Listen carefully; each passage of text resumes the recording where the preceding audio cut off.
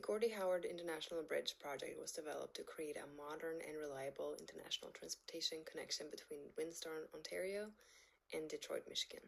Its main objective is to improve the movement of people and commercial goods between Canada and the United States, while strengthening border processing, supporting long-term economic activity. This is a very large and complex project. It's one of the largest infrastructure projects in North America. It also involves multiple governments, border agencies, transportation systems, contractors, and communities in 2 different countries.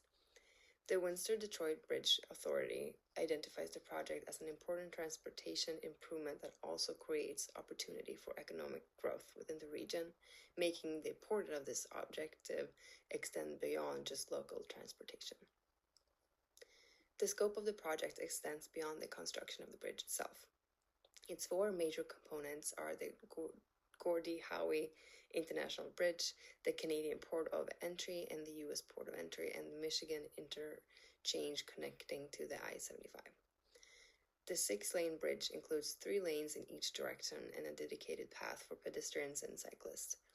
The overall scope also includes inspection and border inspection facilities, toll control, highway connections, and improvements to surrounding roads and infrastructure. These components show how extensive the project scope was from the beginning. When evaluating whether the project was successful, we can't only look at the project or the fact that the bridge was completed.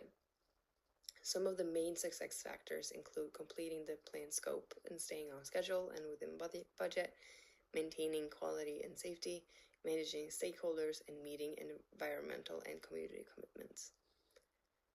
Stakeholder management was especially important because of the number of organizations and communities involved in both sides of the border.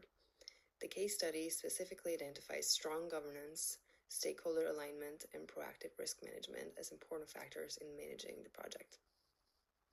The project includes significant environmental and community commitments. For example, its environmental programs addressed more than 450 conditions identified through the binational environmental assessment progress. The project also incorporated sustainable design features, including LED lights on the bridge and at ports of entry to reduce energy use and maintenance costs, and the dark sky friendly lighting intended to reduce light pollution and impact bird migration. One area where we can clearly compare planning with the actual performance is the schedule. The original contract established a 74-month construction period, and the bridge was expected to be in service by the end of 2024.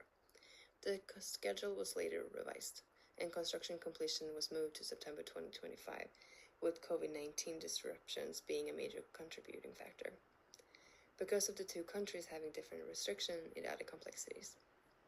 The bridge finally opened to traffic on July 27th, 2026.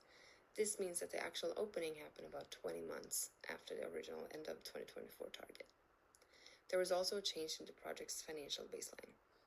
The original contract value was about 5.7 billion Canadian dollars. Following the impacts of the pandemic, the project agreement was amended and the contract value increased to 6.4 billion Canadian dollars.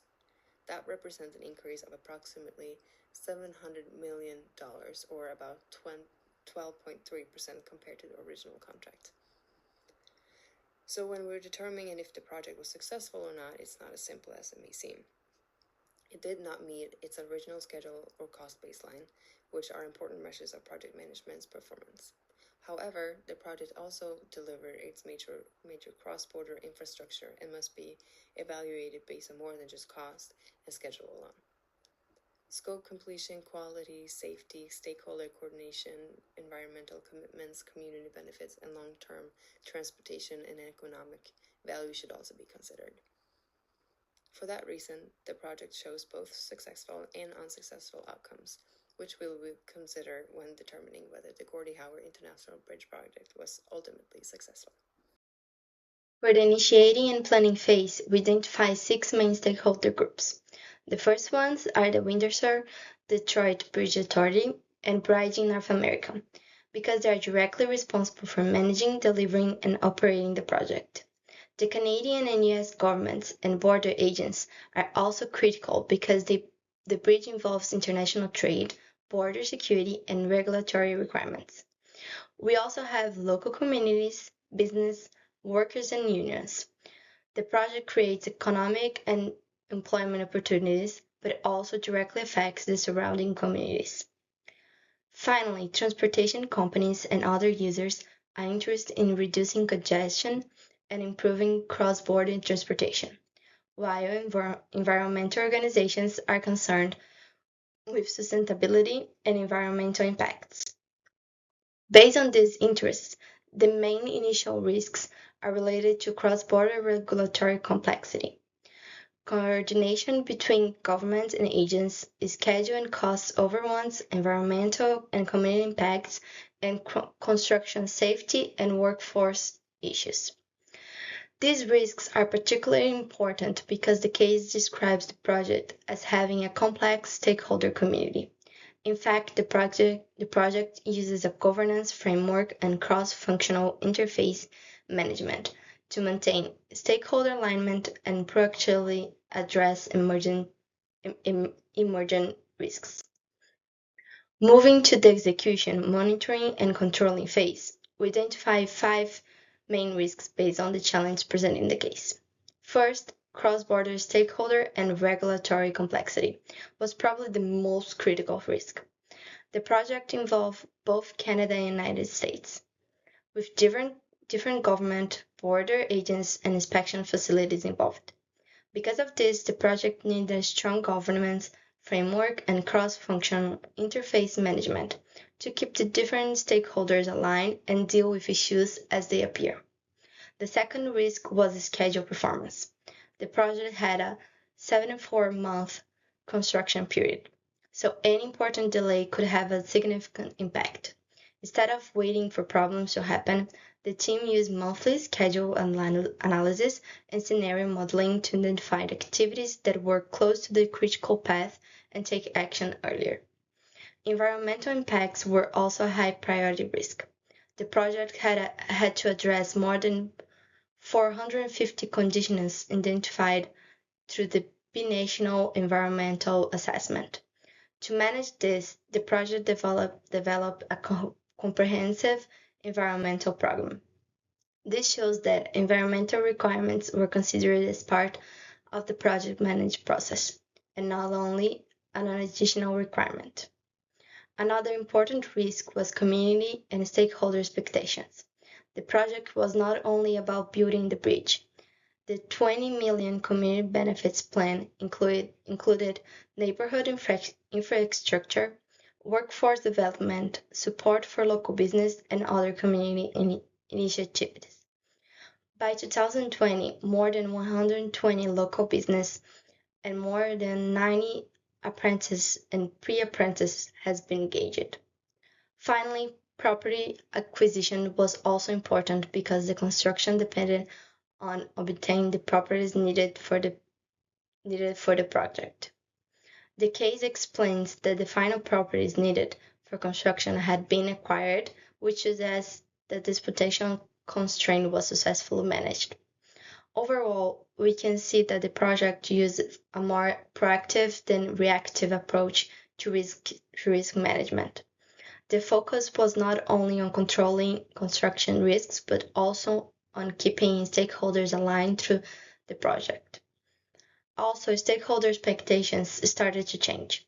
It was not only about completing the bridge, but also about creating economic, social, and environmental benefits for surrounding communities. Hi, this is Sandeep. I'm here to discuss about communication management. For this part, we looked at how communication helped the Gordie Howe project during execution and monitoring.